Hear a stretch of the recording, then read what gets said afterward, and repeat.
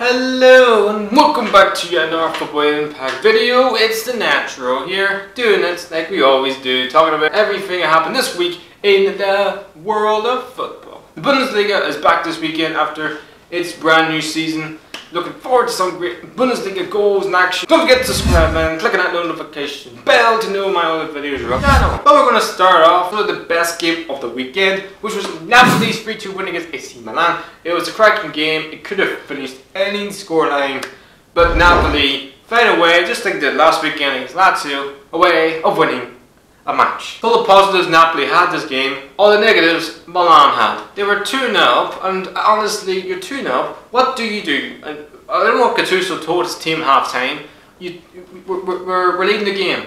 One thing we don't do, we don't concede two sloppy goals to get Napoli back in the game, and then Dries Mertens does what he does and fucking gets the winner. I don't know what Gattuso told his players. Don't get me wrong, Bonaventura scored an absolute beautiful first goal, but it's honestly, it just goes to show the difference of a coach of Carlo Ancelotti's stature, of his experience and inexperience of Gattuso. You totally see it in this game. So, as much as Napoli got a win and they got 2 wins from 2, the negatives is AC Milan have dropped have just dropped the biggest L probably in Serie. Not good enough for me. And yeah, AC Milan will be kicking themselves for the way they lost that game against Napoli. Because I thought in the first half they were excellent. Napoli, they just found a way in the Carlo Ancelotti, and this maybe new philosophy Carlo Ancelotti's brought to the team. Maybe it's a good thing. The people won't say mentality is just a big it's just a word that nobody cares about, but it is true. But the top players sort of. I think Napoli this year, they're going to be interesting to watch this year. I don't think they're going to be the free-flowing football that we watched last season, but Carlo Ancelotti, he has won Serie A Scudettos with AC Milan. He's won many Champions Leagues, many league titles wherever he's been. He could be the guy that maybe just win the Scudetto for Napoli. We're waiting to see on that one. I'm still have a question mark for say Napoli this season, but it's a great win, a great start for Carlo Ancelotti. A Napoli manager getting 2 wins against 2 teams that are going to be fighting up there this season with AC Milan and Lazio. Well, speaking of Lazio, they lost 2-0 against Juventus. Pjanic scored an absolute fucking screamer of a goal. Goodness me. I'll tell you one thing, no wonder Juventus give him a brand new contract. What a finish that is. But Lazio have had a very tough start to the season. You play away, you play at home to Napoli, and you're playing away at Juventus. You couldn't ask for 2 of the toughest fixtures to start your season with, but there's positive and negatives. They've got really nice games sort of now, but I really think Lazio this season, they have to challenge for the top 4 obviously, but it's going to be interesting to watch Lazio, see where they go for the season. As for Juventus, they've got so much squad depth over everybody in Italy, it's incredible. Ronaldo, he must be thinking, how can I even score a goal in Serie A? He's had 14 shots, 8 on target, and he still hasn't scored a goal. I know he is trying, but maybe you can totally see Serie A is a much harder league to score goals in, because defensively and also goalkeepers are way better than they are in La Liga and probably in the Premier League. But we're waiting to see him. Ronaldo will score goals in Serie A. It just won't score 50. I don't think he will. He will score maybe 20. He may score 30, 40 maybe. I don't think he will score the goals they did at Real Madrid. But Juventus had a great start to the season so far, with 2 wins away at Kiev, which was a tough place to go, and a good win against Lazio. So Napoli and Juventus sort of just do what they did last season. Both teams are going to be duking it out this season. Now we head off to the Bundesliga, which we start off with Dortmund's 4-1 win. Leipzig played well in this game in the first 31 seconds. He didn't play great. The first 31 seconds was the only highlight of Leipzig's game when Augustin scored. And then, the cavalry, the young stars, you could say, of Dortmund. The start of tomorrow, today, you could say, for Dortmund. I thought Christian Pulisic, I think, could be the man this season for Dortmund. With so many players gone, like Aubameyang, Mkhitaryan, Gundogan, many others, he has now become, I think, the main man of this team. People say Marco Reus. Yes, he put in a really good ball in for the second goal for Dortmund, but he's going to be the man this season, Christian Pulisic. Also, Axel Witsel scored his first goal in the Bundesliga. What a hell of a goal it was. A fucking bicycle kick. Absolutely outstanding. And also, some of our players, a young English player at Dortmund, he looked like to be a really good, he could be having a great season this year. Farfan is definitely the best man, is now the new manager of Borussia Dortmund, Julian Farfan, and he always gets the best out of English, he's always the best at getting the best out of players, if I can say that right. And I think he's always, you look at Nice, you know, under play that, so he can definitely do it. As for RB Leipzig, it's going to be a transitional period. Theo Werner, I don't think Theo Werner started. I think Wolfsburg, I don't think he played. I can't remember. But it's going to be a difficult season for them. Do I think they can still challenge for the top 4? I just think with the sporting director become manager, it's going to be, and you've got the new manager Julian Nagelsmann coming next season. I don't think that's not going to work. So maybe top 4 they can achieve. I think it's going to be difficult. La Liga, and the only fixture for talk about really, no, we're not talking about Barcelona's 1-0 winning against Valladolid. That game was atrocious and the pitch was absolutely awful. We're going to start with Real Madrid 4-1 win against Girona. Karim Benzema scored 2 goals and was absolutely excellent. He looks better than he's ever been, Karim Benzema. He said himself that he's a different player than he was last season. He looks a different player. Maybe with Ronaldo away, now Ronaldo gone, he's now the main man in terms of number 9. He can now score the goals. He can now be the leader for this team. Everybody thought it would be Gareth Bale. Wait and see on that one, but Benzema has stepped up this season so far. He scored a good goal in the Super Cup. He's scoring goals now. He looks fitter than he's ever been. Comfortable 4-1 against Granola. Real Madrid, good start to the season.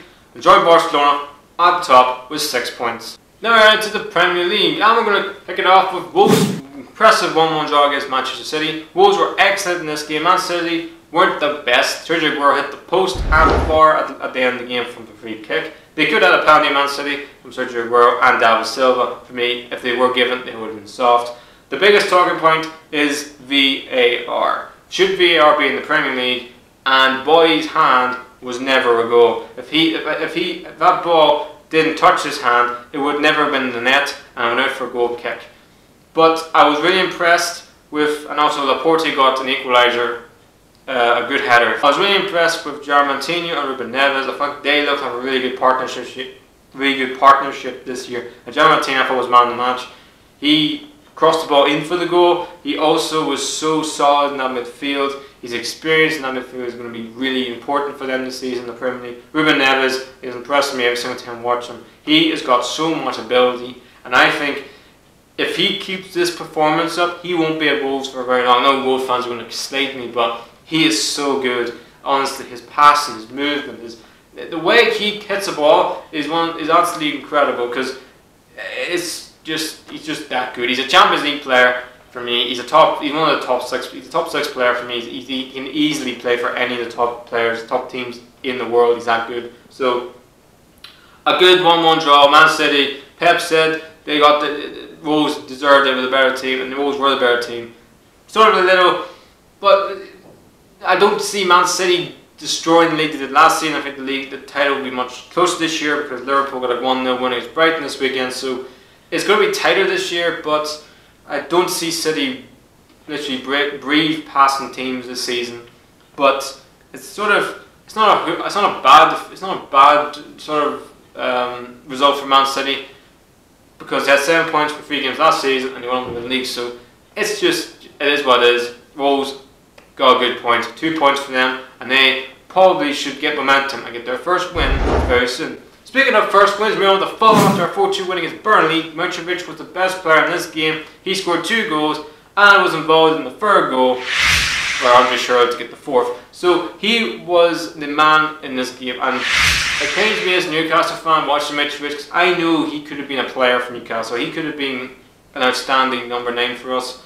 It's just maybe Mitrovic maybe didn't get Rafa's tactics. He didn't like Rafa's negative tactics. It's some way, as I understand, because I want to see Mitrovic score goals at Newcastle, but he's in a different black and white shirt now. He's a Fulham fans absolutely adore him up there, adore him in London. So for me, I think Fulham will stay in the Premier League because of Mitrovic's goal. Mitrovic will score goals in the Premier League. He will be a nuisance for defenders. and they got really good pace from Schürrle, and also I know Session didn't play in this game, but he will come in. So they have so much quality going forward. Serie scored an absolutely thunderbolt of a goal in the first half. Burnley, maybe Europa League football is starting to crop up in Yuns.